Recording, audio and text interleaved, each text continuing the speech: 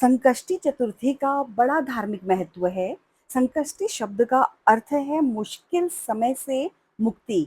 भक्तगण इस दिन परेशानी और समस्या से उबरने के लिए यह व्रत रखते हैं। वैसे भी भगवान गणेश प्रथम पूजनीय देव हैं।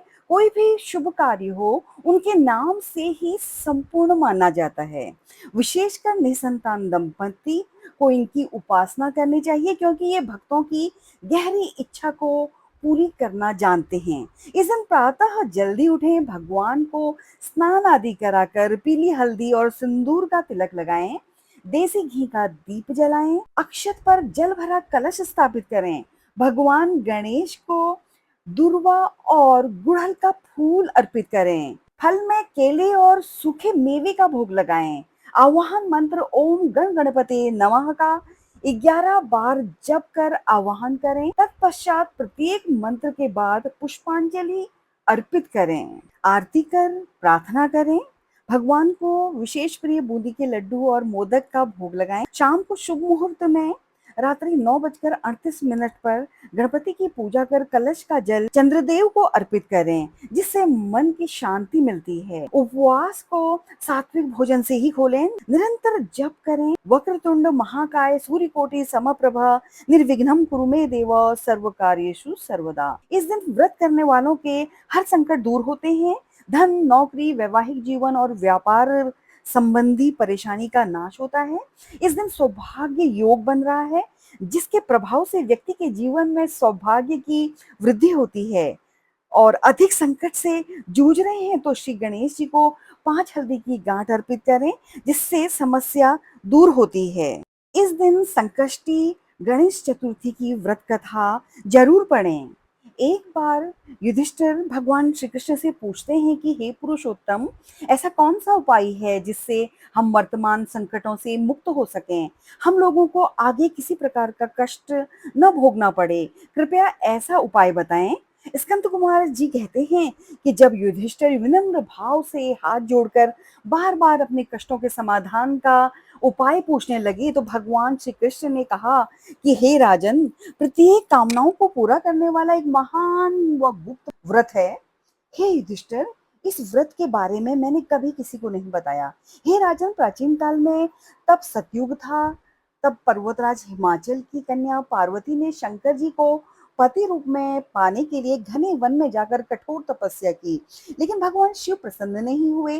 तब पार्वती जी ने गणेश जी का स्मरण किया। गणेश जी उसी क्षण प्रकट हो गए, जिसे देखकर पार्वती जी ने पूछा कि मैंने कठोर, दुर्लभ और लोमहर्षक तपस्या की, लेकिन भगवान शिव को प्राप्त न कर सकी। कृपया करके आप मुझे अपने कष्ट विनाशक दिव्य व्रत, जिसे नारद जी ने कहा है, उसके महत्व के बारे में बताइए। पार्वती जी की बात सुनकर गणेश जी उस कष्टनाशक शुभदायक व्रत का वर्णन करने लगे।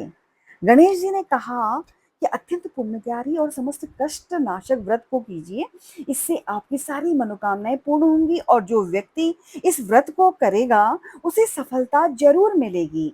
श्रावण मास के कृष्ण पक्ष की चतुर्थी की रात में चंद्रदेव का पूजन करना चाहिए। उस दिन मन में संकल्प लेना चाहिए कि जब तक चंद्रोदय नहीं होगा मैं भोजन ग्रहण नहीं करूंगी, अतः निराहार रहूंगी। पहले गणेश पूजन कर भोजन करूंगी, इसके बाद सफेद तिल के जल से स्नान करें। मेरा पूजन के बाद अपने सामर्थ्य के अनुसार सोने, चांदी, मिट्टी के कलश में जल भरकर गणेश प्रतिमा के सामने रखें। मूर्ति कलश पर वस्त्राच्छादन करके अष्टदल कमल की आकृति बनाएं और उसी मूर्ति को वहां स्थापित कर दें। इसके बाद षोडोपचार विधि से पूजन करें। प्रतिमा का ध्यान करते हुए कहें, हे लंबोदर, 4 भुजा वाले, 3 नेत्रों वाले, लाल रंग वाले, हे नीलवर्ण वाले, शोभा के भंडार, प्रसन्न मुख वाले गणेश जी, मैं आपका ध्यान करती हूँ। हे गजानन, मैं आपका आवाहन करती हूँ। हे विघ्नराज, आपको प्रणाम करती हूँ, यह आसन है। इसके बाद कहें कि हे लंबोदर, आपके लिए पाद्य है। हे शंकर सुवन, आपके लिए अर्घ है। हे उमा पुत्र, यह आपके लिए स्नानार्थ जल है। हे वक्रतुंड, यह आपके लिए आचमनीय जल है।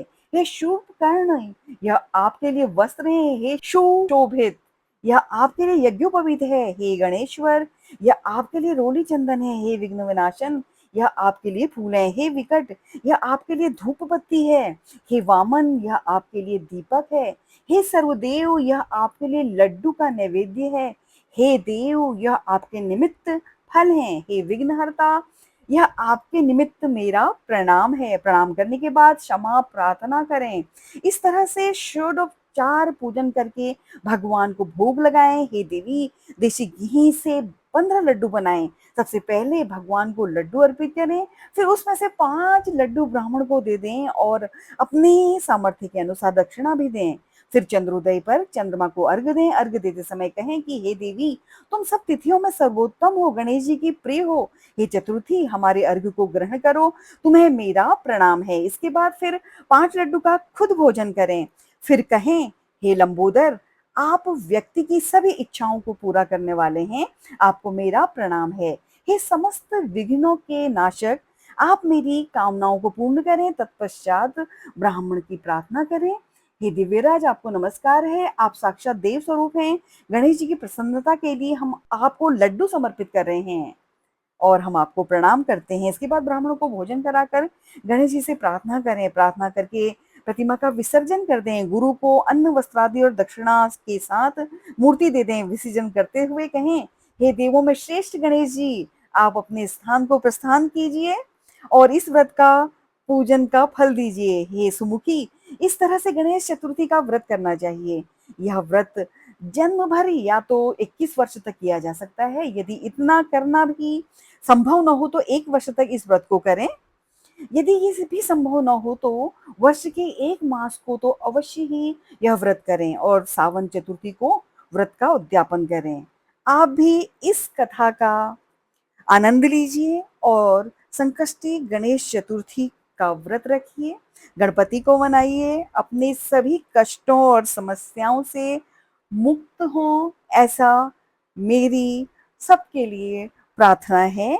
आप सभी को संकष्टी गणेश चतुर्थी 2024 की अनेक-अनेक शुभकामनाएं। आप परिवार सहित आनंदमय जीवन बिताएं। श्री शिवाय नमस्तुभ्यम।